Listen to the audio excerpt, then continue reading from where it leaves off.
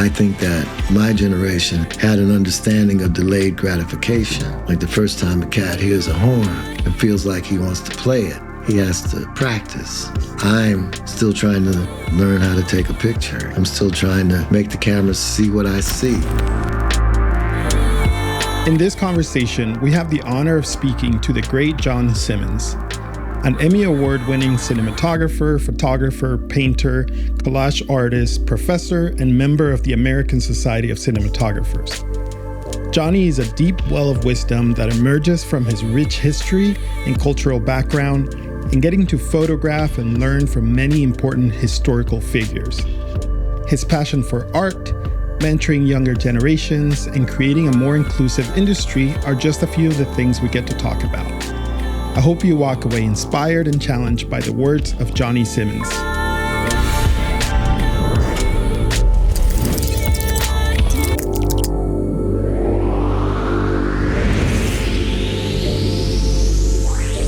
I grew up in Chicago in the 1950s, and it's strange how it seems that we always get exactly what we need to become the people that we are. I grew up in Chicago. My mother went to college. My father left Mobile, Alabama when he was 12 years old on a train by himself after he had seen two men getting lynched in the forest. Him and his brother were on their way home from school, and they heard noises in the woods. And when they went back there were two men hanging from the trees with a crowd around them. My father was born in 1902.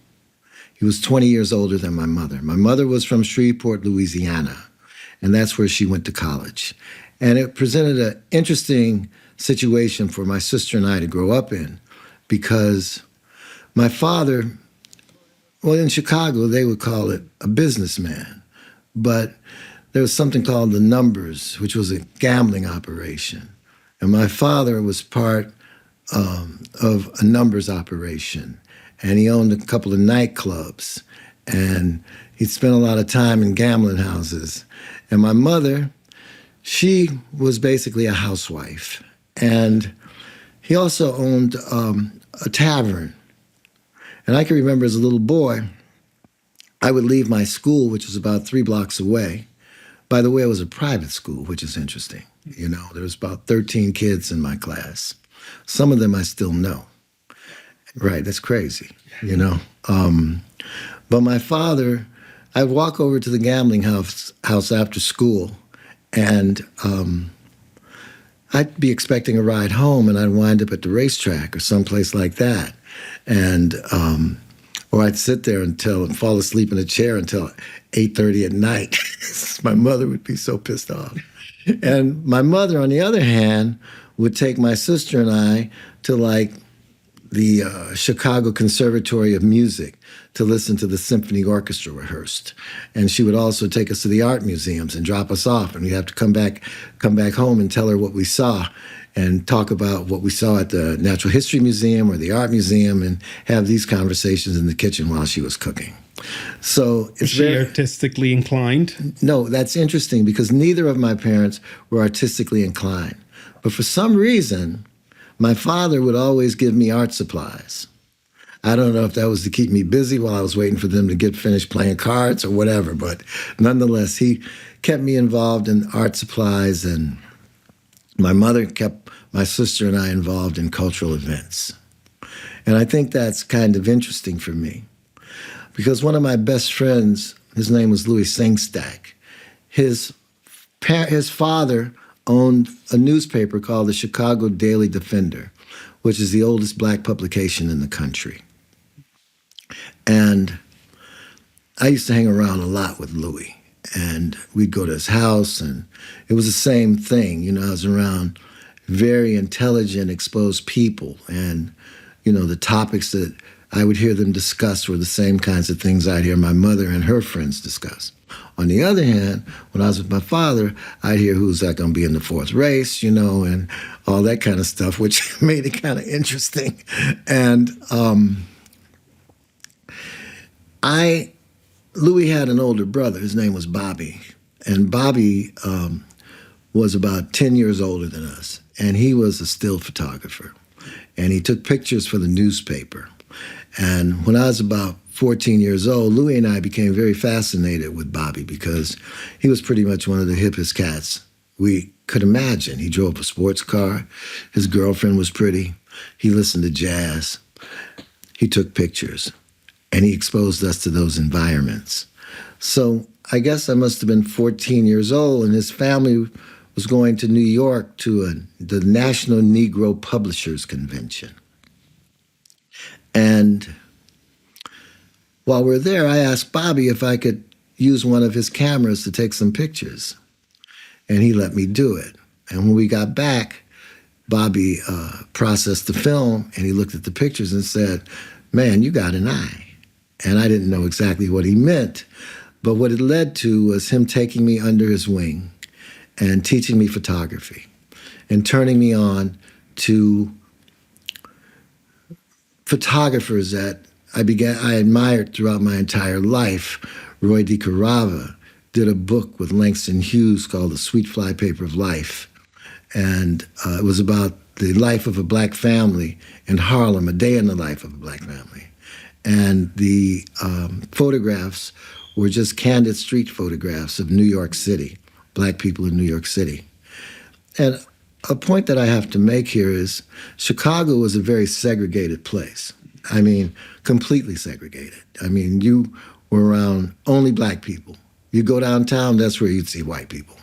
You hardly saw any other people except black people and white people. There was Chinatown, right? And this is derogatory, but there was Jewtown, right? And then there would be main streets that would separate the different cultures, like State Street in Chicago. On the south side of State, it was, on the east side of State Street, it was primarily black people. On the west side of State Street, it was primarily white people, you know? And it was super segregated. And I make that point because that had a lot with shaping my culture, because at that time, everybody was basically your family. Your neighbor was like an aunt. The lady down the street was an extra grandmother. There was a real sense of community. And that sense of community actually disappeared when integration came to Chicago, because the little corner stores closed down, because now everybody could go out the community to go shopping and things like that, you know? And here's what's important to me is that those environments and those influences shape who we are and the way we see things. And I know for a fact that as an artist, every time I create something, I'm expressing everything that has ever happened to me in my entire life, you know, at the moment. So what happened, going back to that, was I started working for Bobby as his assistant. And I would do anything, mop the floor, go to the cleaners. I just wanted to learn photography. I felt like it was something that I was naturally attracted to. I felt like it was something that I knew. And not only that, it was also the 1960s in Chicago. And Chicago in the 1960s was basically a cultural explosion. There was the Vietnam War, there was the Civil Rights era, there was hippies, you know. The politics were very intense. I mean, it was a very passionate period. There were riots with the death of Martin Luther King. You know, I mean, there was a lot going on.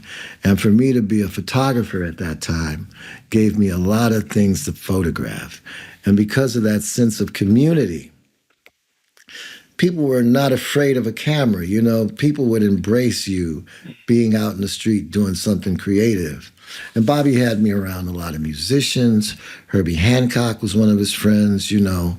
There were all kinds of artists that were influencing my life at that time. You can ask me a question now if you want. That's awesome. I'm just taking it all in. It's because, you know, for me being I grew up in the 80s and I grew up in a different country. So a lot of the things that you're sharing from your upbringing are things that I've learned, you know, through studying or through watching documentaries, but it's it's really interesting to hear it from someone who not only lived through it, but also captured it, because your work, your photos from that era, like I was kind of preparing for this, and you also captured a lot of really important figures from that time that, again, there's movies made about these people now, and they're historical figures, and they changed the course of history, and you got to be right there with, I think you talk a lot about using a 50 millimeter lens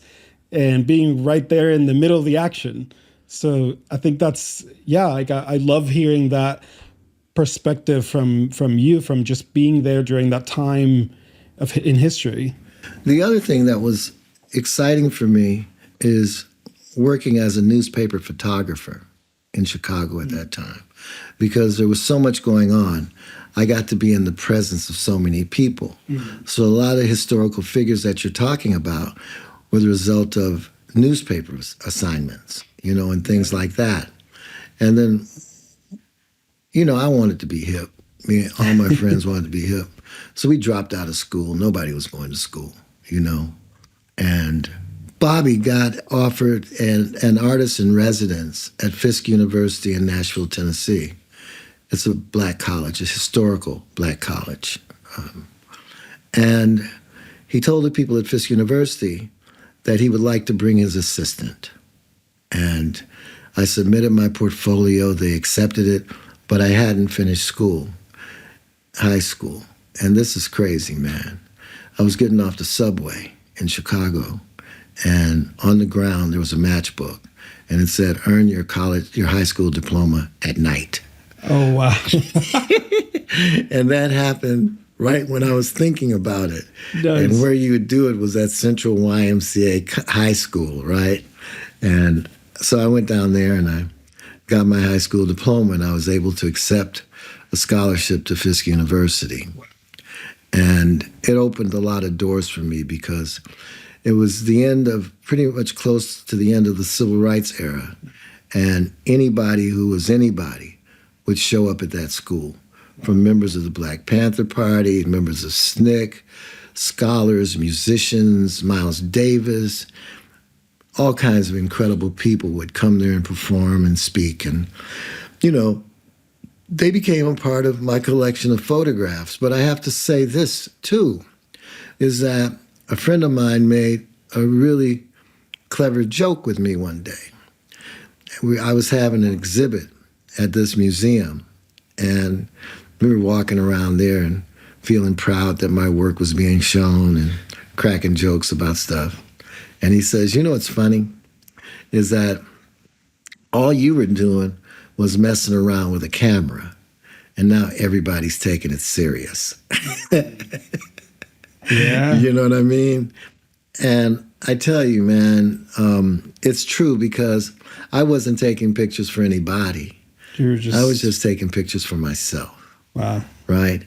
And I had heroes that I aspired to be like. One of them, of course, was Bobby.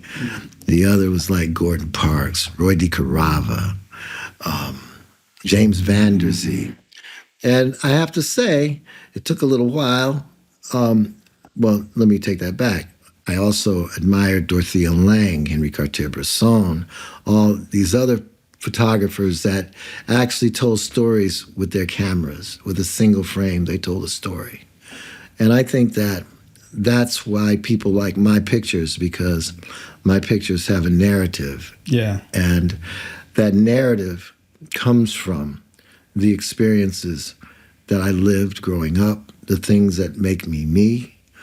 When I press a shutter, at that moment, every laugh I've ever had, every tear I've ever shed, every moment that was joyful or sad or informative or insecure or whatever, that shutter, at that moment, is the total of that, my entire experience.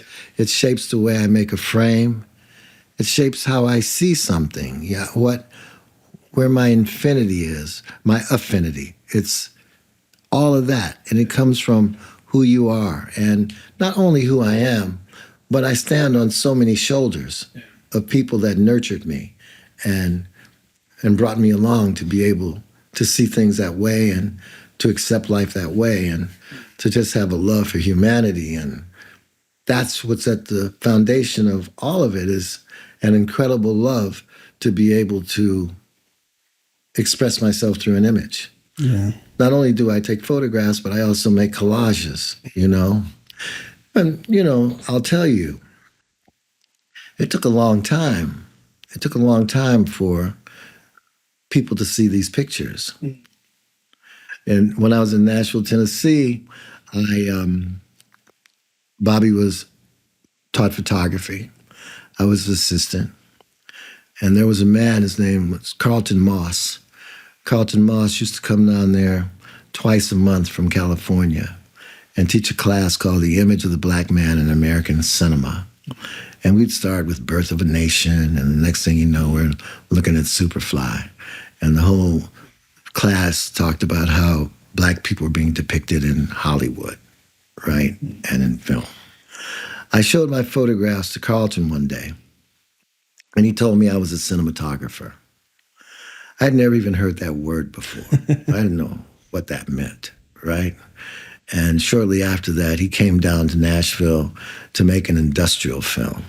And he let me work on the crew. And the cinematographer, Roger Barlow, is his name, let me look through the camera. And I watched the shutter flicker through the eyepiece. It doesn't do that anymore with electronic cameras. And I panned that camera, and I became in love. It's magic. With that. I was like, oh, this is amazing, right? So I had a new love. Carlton helped me get a scholarship to USC Film School. And I came to California from Nashville to California on a scholarship, on a film scholarship. I made lots of documentaries with Carlton. Most of them were historically Black topics, biographical films, stories about the Underground Railroad and different figures in Black American history, you know. And we did a film called 2 Centuries of Black Art in America, which is pretty much a classic right now and has come back and is getting a lot of attention now. You have a quote, I think, on your website that I loved, and you kind of touched on that a little bit, but I just thought it was really special. But it says, every time I take a picture, I bring my entire life experience to that moment. Every click of the shutter is a totality of the music I've heard, the love and pain I've seen and lived, and has shaped the way I see. I think that just encompasses a lot of things that really, at the end of the day, come down to you've lived a really rich life. You've seen a lot of things.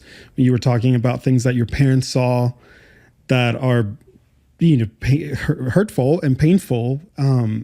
Again, for younger generations, might feel like a distant, you know, thing in history. But for you, it's just part of every click that you take. You say you put that into that, and I love hearing that influence of putting your whole humanity into everything you do.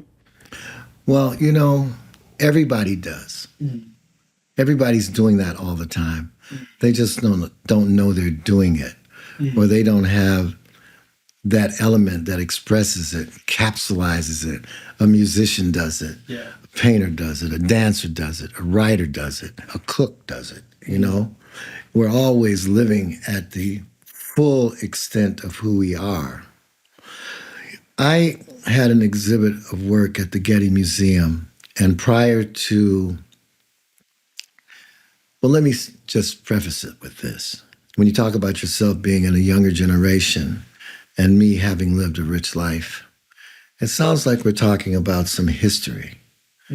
So one day I was on a panel discussion with the Getty Museum about protest photography. And they asked me to submit some work because I guess my work was the images they chose were protest images, right? And I had to speak on the panel. And the night before, I was working on one of my collages, and it had Harriet Tubman in it. And she was standing, it was a picture I was looking at, photograph. And she was standing in the presence of slaves that she had freed. And as I was about to insert this picture into one of my collages, I was like, well, maybe I should put her birth date and day of her death there. And when I looked at her death date, I realized that my father was about 12 or 13 years old when she died. He lived in a community of slaves. So when we talk about history, we're talking about a history that I would sit in the kitchen and eat breakfast with. Right. Right? It's your dad. It's not my dad. An right? ancestor. Exactly. We're not talking about something that happened a long time ago. And we're talking about this cat came from nothing. He was very successful. He had apartment buildings, stores, and new cars, and sending his kids to private school. You know, I mean, this cat had done something. And looking at that picture and looking at those slaves and looking at my father and looking at who I am, when we talk about an image expressing the totality of who we are, we're talking about a person that has been nurtured and shaped by people that lived at a time that a lot of people would like to be able to make history.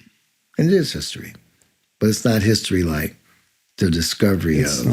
It's not a distant. It's not a distant It's not hundreds past. of years ago. It's not a distant past that we're talking about. Yeah, it's directly right in your home. That's interesting to me. That's so interesting because you've had a rich life and you've been there. You know, you've lived it. It's like, I mean, I think of me sitting with my grandparents at the table. You know, it's the people that I grew up with, and exactly. You know, it's that direct influence on you. Yeah. And I think our generations are a little bit, you know, we obviously there's always something happening in the world, but we have the luxury of feeling somewhat detached to those things. And I think that idea that you say of we all put everything we have and we are into it, what we do, but we don't have that awareness necessarily often because we are thinking, oh, I want to make cool pictures or I want to make cool things and I want this to be great. You know, and having that awareness that you're talking about is going into everything you do with that in mind. Just already, I feel like, okay, that makes you a better artist. If you're going into things with awareness, with intentionality, with, you know, you're carrying that legacy. Is that something that you have, I guess, realized over the years, or did you always kind of have that thought, that mindset of, I want to put everything that I am into every picture that I do, that I take? I never think about that at all. I mean, as we sit here and intellectualize the experience, it becomes a topic. Yeah. But no, that's nothing that that doesn't go through my mind. You know, that's who I am. Yeah. That's who you are and everybody else. We're just the sum total of our being. And whatever has nurtured us and shaped us also creates our affinities. Yeah. Right? So growing up with a mother that would send me to art museums, I fell in love with looking at paintings, you know? I fell in love with looking at photographs. I was around a lot of people that played music. I fell in love with music. And not only that, but this community I'm talking about is pretty loving, you know, in spite of all the difficulties. It's a very loving environment. So somebody may have been looking at race, but there are people that looked at humanity. And I was fortunate enough to be around people that did both. Both things being inescapable. You know, I like the idea of life being like a single fabric, and all of us are woven together to create that huge blanket that is called humanity. It's inescapable, you know? And that's always been important to me. And the other thing, too, is that curiosity is a very important thing as well, because we never arrive anyplace. You know, somebody might look at my stuff and say, oh, you're a successful photographer. You're a successful cinematographer. You did this, you did that, right? I don't even know who that was, because who I am now is in a state of becoming. I'm still waiting to take that photograph. I'm still waiting to see when that picture's going to happen. I'm still waiting to hear that sound. You know what I'm saying? That we're always moving forward. You remain curious. Yeah, I wake up in the morning and I wonder what's going to happen that day, you know? I don't like to make any encounter insignificant. When I'm meeting someone on the street that I've never met before, or walking past and someone stops me, those are not insignificant moments to me. You know, but you have to be present in order to enjoy those moments. Being present has a lot to do with it. It has everything to do with it, you know? And I feel pretty fortunate. I feel pretty fortunate that I get to live the life that I live. You know, I mean, I'm not hiding in the house on a cloudy day because if it was sunny, I couldn't go outside because there'd be drones in the air about to blow me up. You know, I'm okay. Yeah. You know, there are things that are very disturbing to me. You know, I mean, in society, there's the whole ecological things that are going on, war, racism, lack of inclusion, you know, I mean, homelessness. I mean, there's a lot of things that bother me. And what can I do to help those things? I can be a more caring person. I can not take relationships for granted. I can be living a life with some kind of spirit of contribution. Yeah. And I also think that that's important as well, because that's how I grew up. I grew up with people that thought beyond themselves. All the people that were in the civil rights era were thinking beyond themselves. I took a photograph last year, and I just printed it not that long ago, and it was of the Edmund Pettus Bridge in Selma, Alabama. All of us know those terrible things that happened in that location. I made a film once for Disney and reenacted all those things, right?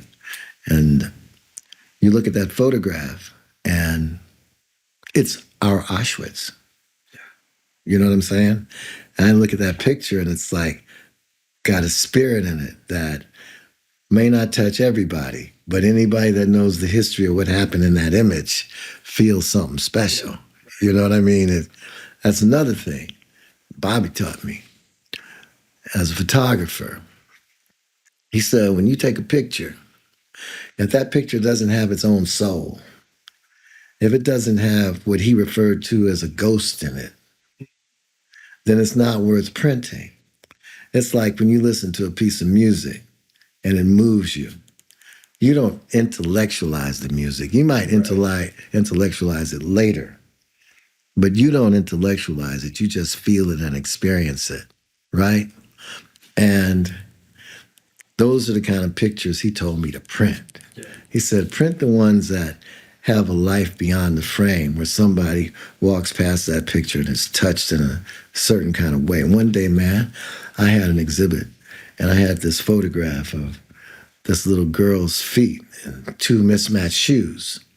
And it's in this exhibit, and this woman is in the gallery, and She walks up to me. She looks like a businesswoman. She's Caucasian. She's tall. She's got a briefcase. She says, I just bought one of your pictures.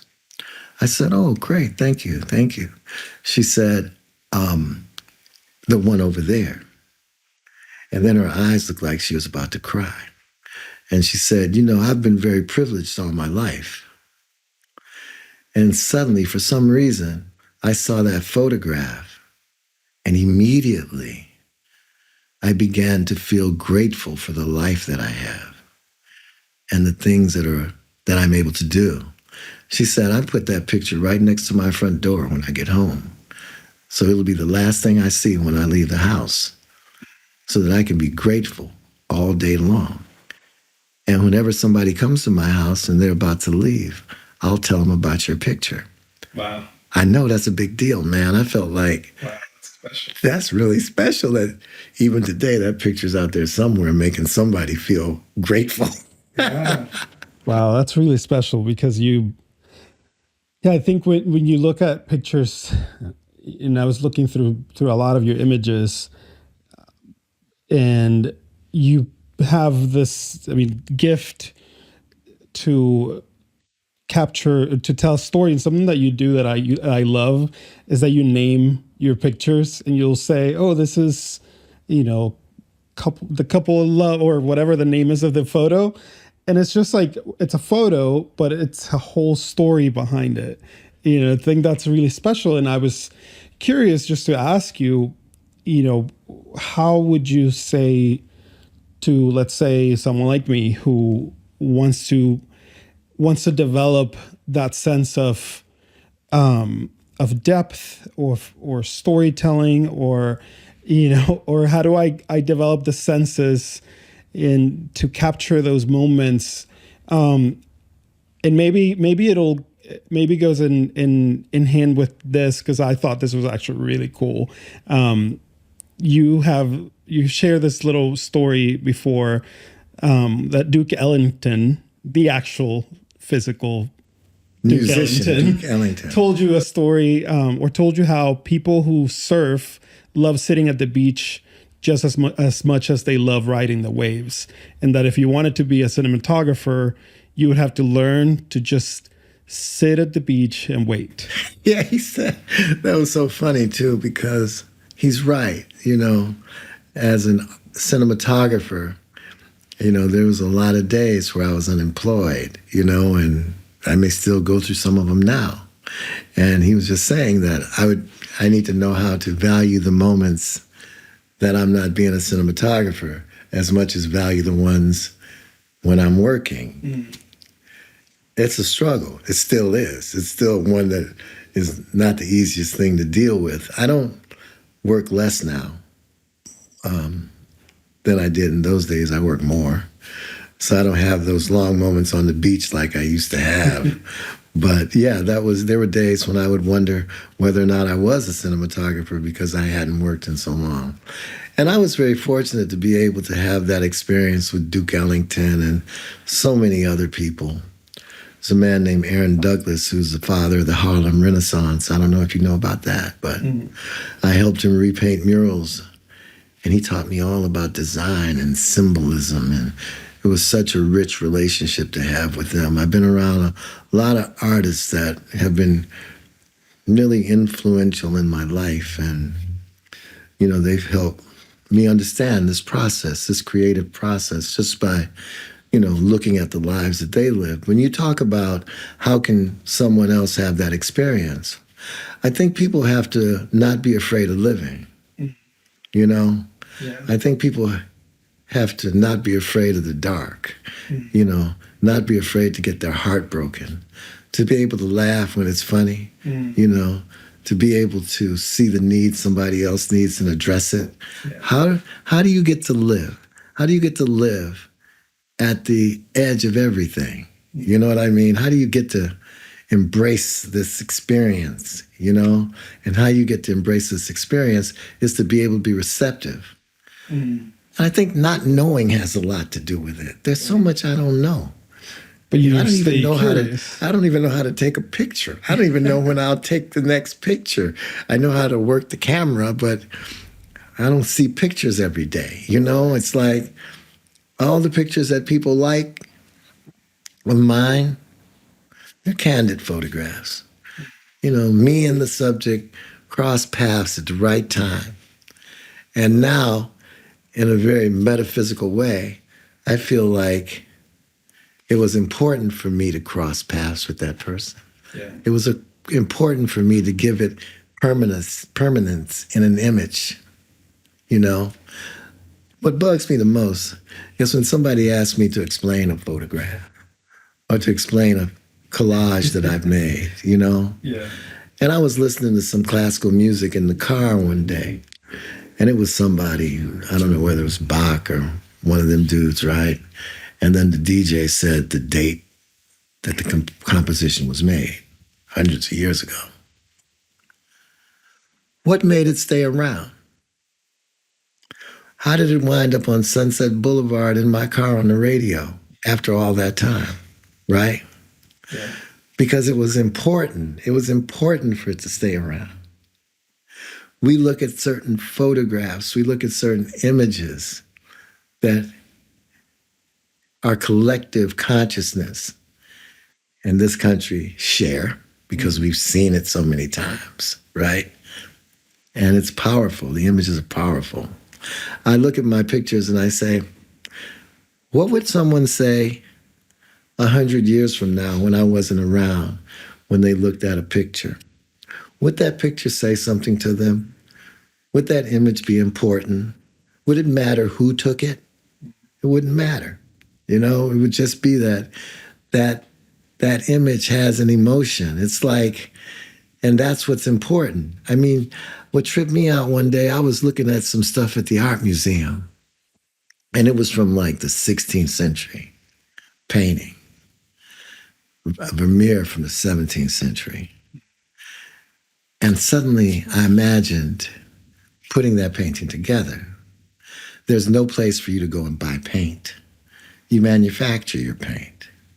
There's no place to go and buy a brush. You manufacture your brush. The other thing that you get is you get canvas from someplace where they make sails for ships. You know? You want to stretch the canvas tight? You kill a rabbit and you make rabbit skins glue. Right? Then by the time you finally make a painting, by the time you finally take that surface and put that brush to that surface, it has everything in it. It has a plot. It has a subplot. For that artist, it has a life that lives beyond the edges of the frame that we don't know nothing about, right? But it's all there. It's all there. And what made them do it? What made them do it was passion. What made them do it was they didn't have a choice. You know, they had to do it. That cat who was playing that tune from the 17th century, why did he play it? He had to do it. You know what I'm saying? So when we look at art and stuff like that, we have to do it. I carry a camera every day. Why? Because I have to do it. You know, I might not take a picture for a long time, maybe weeks. That camera will be on my shoulder. I might not shoot anything, right? And then all of a sudden, the moment happens and I'm saying, oh, there it is. And it's a gift. It's a gift from the universe. You know, it's a gift that takes on a life of its own and, you know, lives beyond me. And, you know, everything that you're talking about, I think of how for again, going back to my generation or a younger artist, the dream is to get to do that, to get to tell stories or create images or capture those moments that outlive us. But we also live in a society that is gradually making us more distracted, gradually making us more disconnected, more isolated from each other. We don't have often the communities that you grew up in. And it's a challenge, but it's not impossible. And I think, for me, he being across the table from you and hearing these things makes me go, okay, there's some things that I need to do if I want to be able to get to create things of that nature. I do have to be able to slow down. I do have to have to be present. I have to be aware. I have to be, otherwise I might miss it. I might be looking at my phone, scrolling. It's again, like our generation is distracted by technology and all these things. And, I think something I'm again, taking away and kind of processing as we're talking is just that need to really be in the moment and live, not be afraid to live, like you said. That's it. You can't be afraid to live. But, you young cats are growing up in a different environment. I mean, all of us grew up comparing ourselves to someone else. Yeah. The comparisons were a little more limited because there was no social media. In the communities I grew up in, I could compare myself to the bad guys or the good guys, compare myself to Bobby, compare myself to whoever. But now there's this social media that creates this illusion of quick success in people's lives, that's not really even telling the whole story. So I really would hate to be a teenager now and look at cats my age on Instagram that look like they're doing so well. You know what I mean? And they're probably not, because I know people who put up some pretty fancy posts and that's not who they are in their life, right? But a lot of people are comparing themselves to those images, and, it sometimes it can work to encourage you. Sometimes it can work to depress you, because you're wondering, why can't I do that well? I think that my generation had, well, not everybody, but people that had a passion to do something had an understanding of delayed gratification. Like the first time a cat hears a horn and feels like he wants to play it, he has to practice. And he knows that at the end of this hard work, he'll be able to play that tune that he was in love with. That's delayed gratification. You know what I mean? I'm still trying to learn how to take a picture. I'm still trying to make the camera see what I see. One of my favorite photographers was a cat named James Van Der Zee. He was Marcus Garvey's photographer in Harlem. And he was in the 20s and the 30s. And I was doing an interview with James Van Der Zee one day.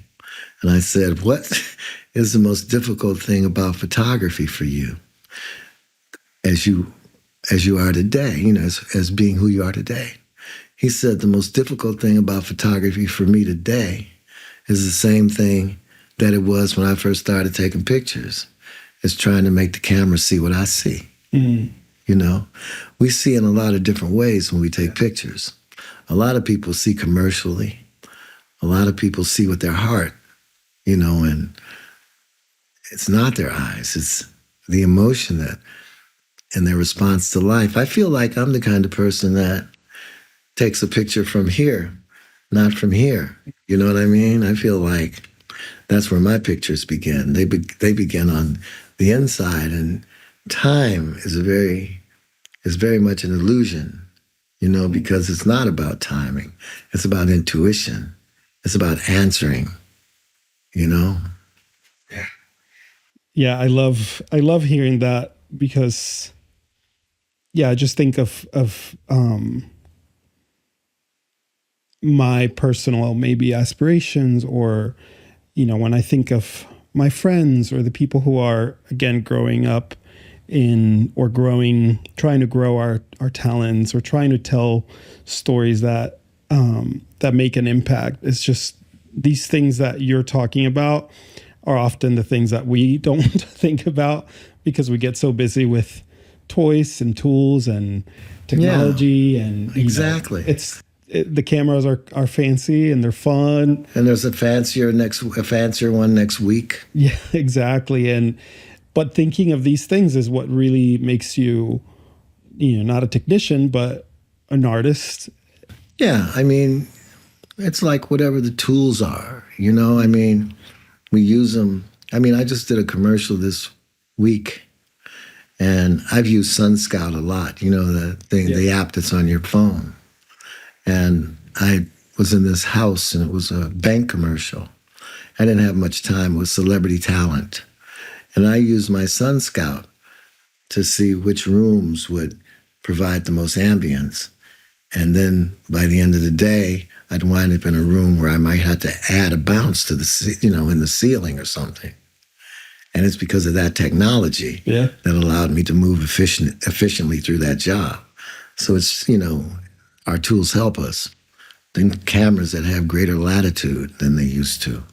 And the democratization of technology, which is allowing more people to tell their stories. Right. And their stories are important. You know what I mean? There's a different kind of quality to the society that we're living in. It's expendable, but at the same, expendable in terms of stuff. It's like you look at Instagram, and you may see an incredible picture. Nobody's going to print it. Yeah. And then the next time I go on Instagram, because I say, hey, baby, I want to show you this thing, it's gone. I can't find it. Yeah. But just imagine how much music disappeared into the wind. When that other piece that I was listening to in the car from the 17th century, it held on, Yeah. It just amazes me how that stuff works. You know what I mean? Right. It's like, will my pictures last? Will they be here forever? They'll be here a long time because a lot of people have come to collect them in the right places, museums and stuff. But I know a lot of photographers that do incredible work, and their work's not going to get there. One time, man, I was making a movie in Trinidad, and there was a woman that the director wanted her to sing in one of the scenes, and it was in some mountain community. And every time we got in the car to go there, pretty much a big storm would break out, and we couldn't go for like 2 days or something. And I'm just like, who is this little girl that we just have to get there for? And then finally we get to that little village in the mountains, and the girl opens her mouth, and it's like the voice of God.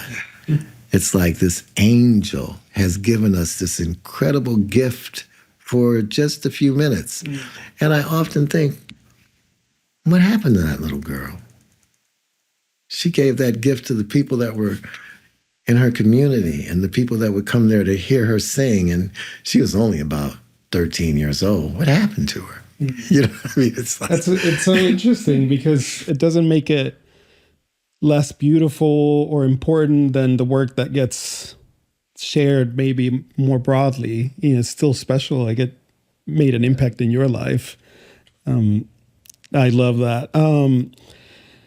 Looking back, again, we've talked a lot about your experiences, your career, the stories that you've told. What would you want your contributions to the film industry be as you look back at what you've done? What do you want those contributions to be? It always cracks me up when somebody says something about my career. Because in retrospect, it's become a career.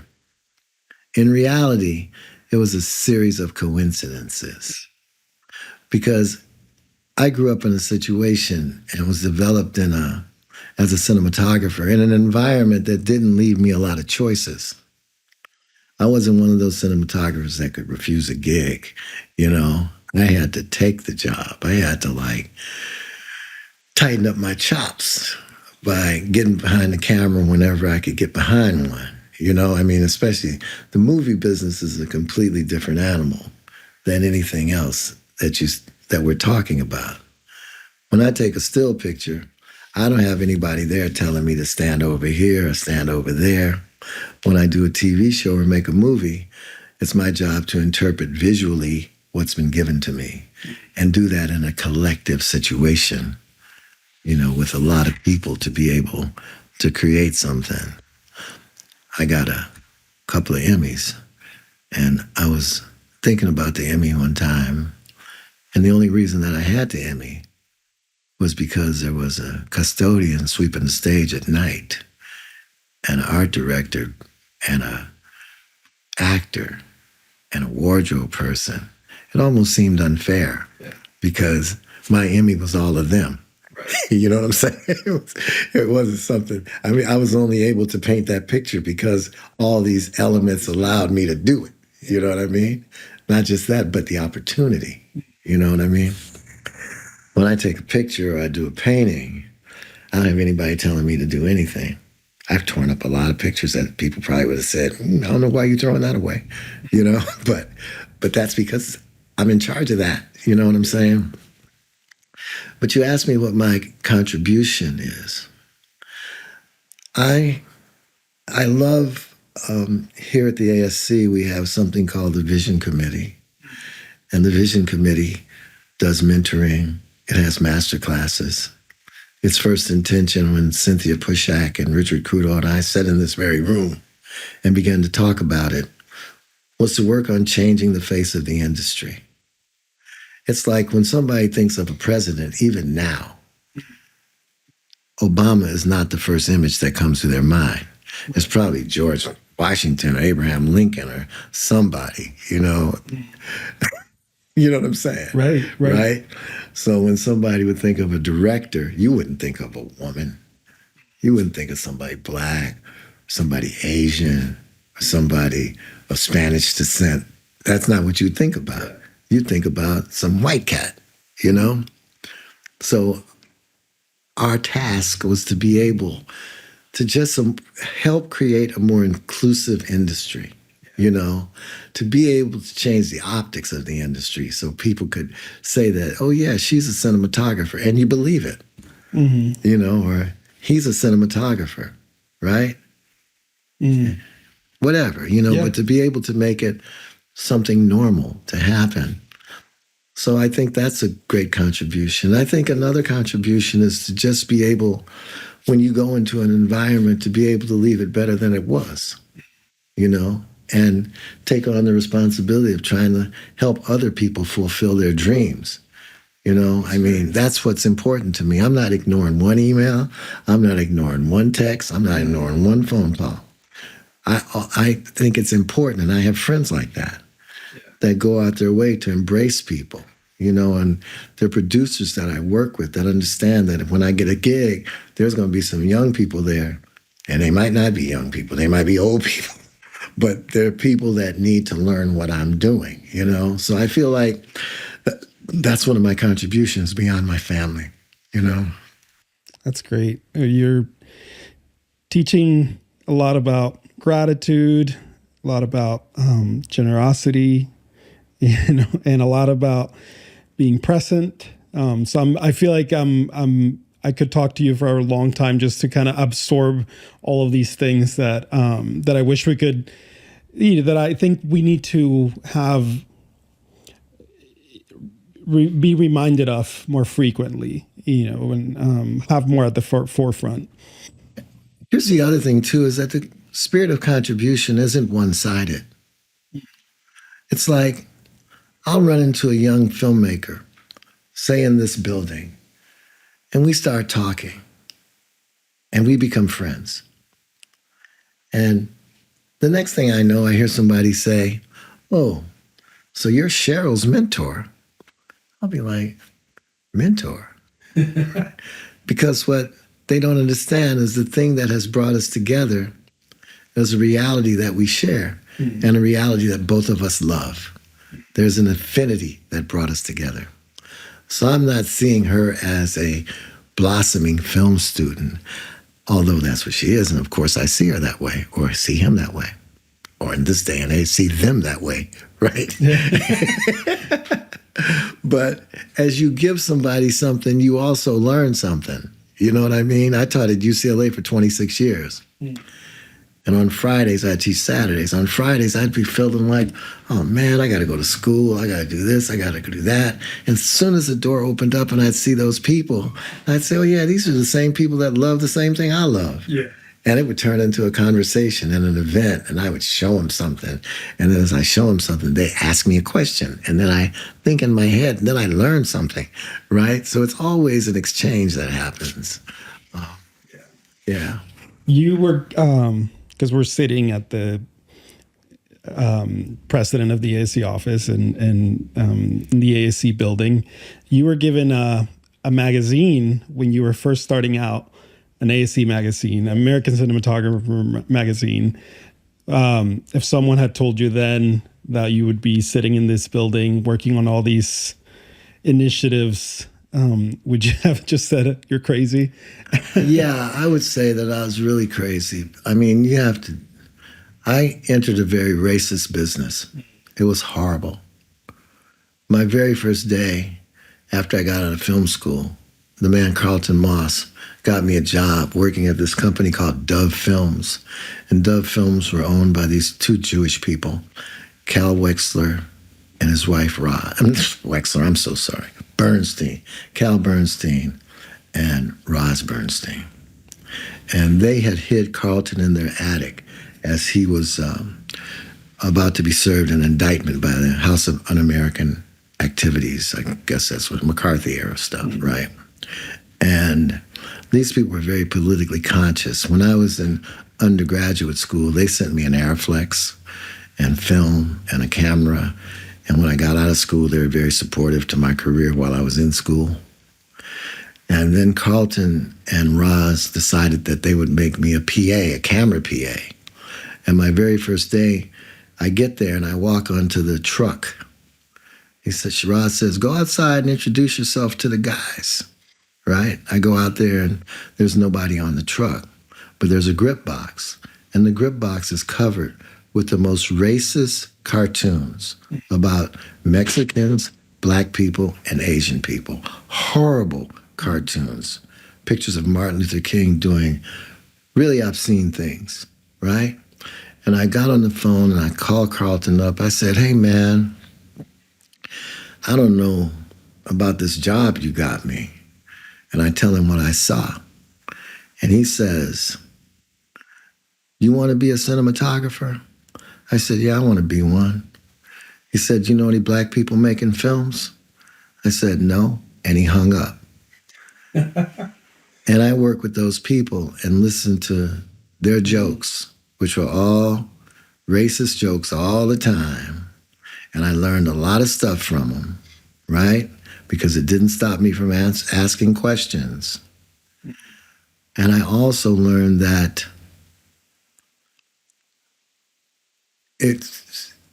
that's not a good thing. You know, you can't do that. You know, you can't treat people that way. It taught me how to be a better person in the industry because I know I didn't want to make anybody feel uncomfortable.